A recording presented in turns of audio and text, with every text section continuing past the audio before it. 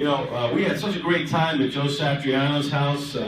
We had music and we had great entertainment, compelling segments. We're going back to Joe's house on December 20th. And let's bring Joe up right now. Joe always has a great, inspiring segment.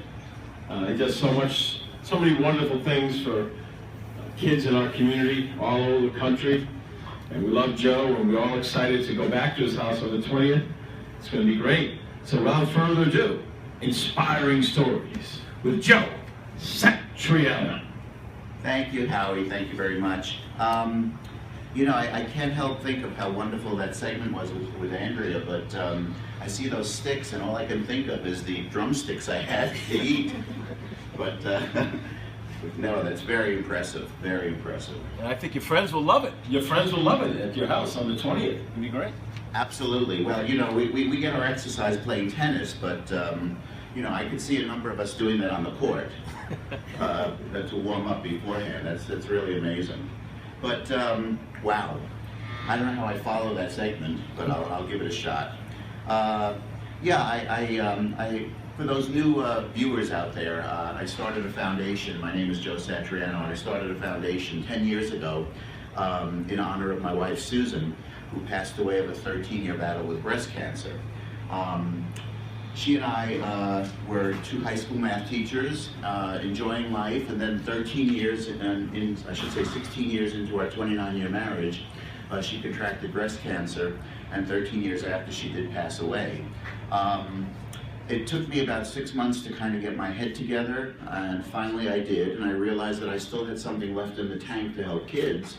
So I started the Susan Satriano Foundation, where I target high school seniors who are going to an accredited college in the fall.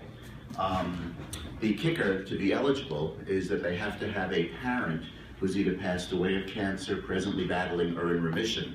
If they meet those requirements, they get the scholarship hands down, no questions asked, no essays, no tests. The Lord knows they have enough on their plate already to deal with at home.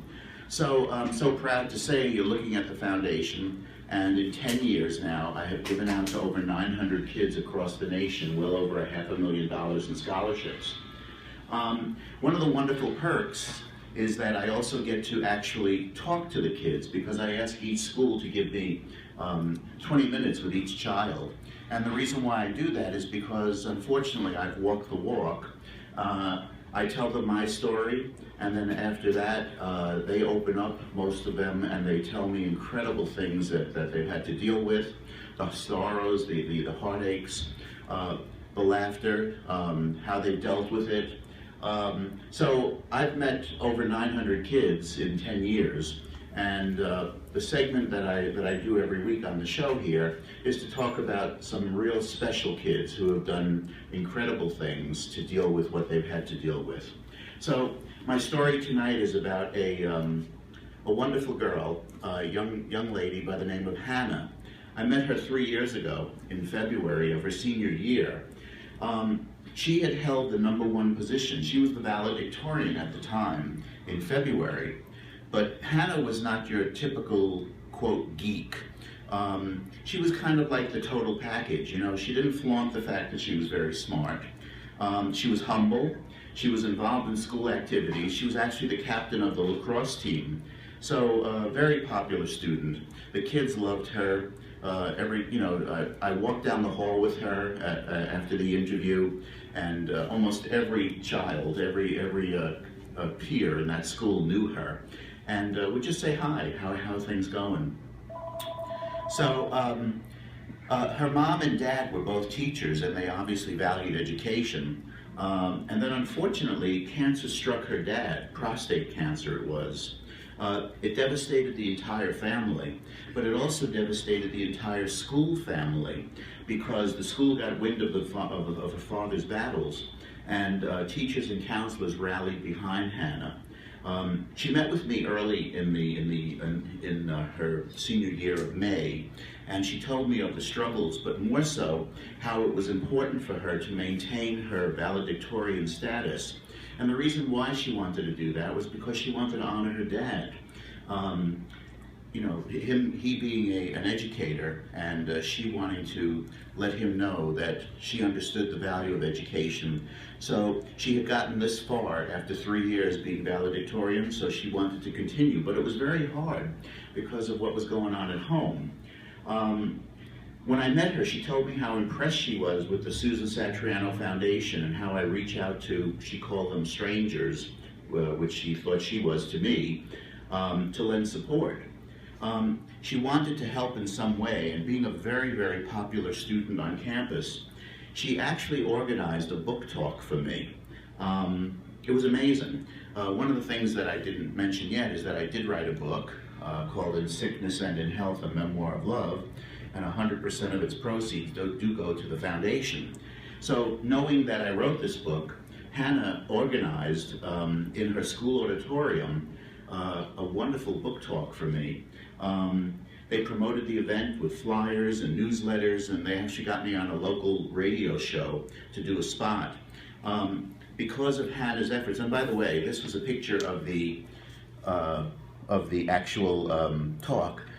She gathered up, believe it or not, 700 of the school community, faculty, members.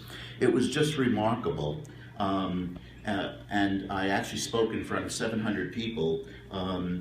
I wanted Hannah to introduce me because it was very important, I thought, for her to receive the accolades for what she's been through.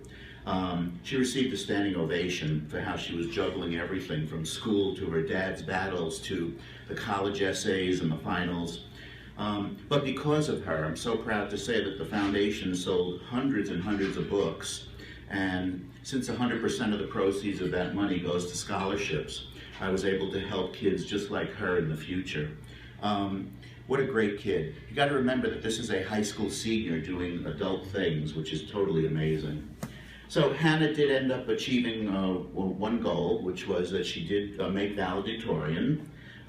She honored her dad, who, by the way, I'm happy to say, is presently in remission, doing well. And she's attending Princeton University, and she's studying pre-med. So this is one of the multiple amazing children that I meet every year.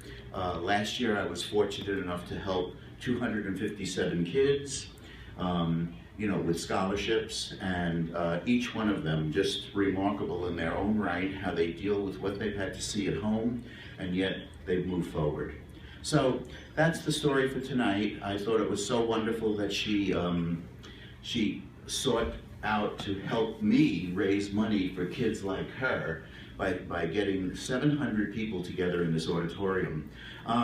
For those of you who are interested in purchasing a book and helping the foundation, either through purchasing a book or doing a donation, you could look on the Halftime Howie Facebook page, or go to www.susansatrianofoundation.com, or call me at 516-603-5520. Okay, so that's the story for tonight. Howie, looking forward to the 20th, and we'll rock the house again. Absolutely. All right, great job, Joe. Yeah. And by the way, Tuesday night we're going to be at the iconic Laurel Luncheonette, Long Beach. So excited about that. And now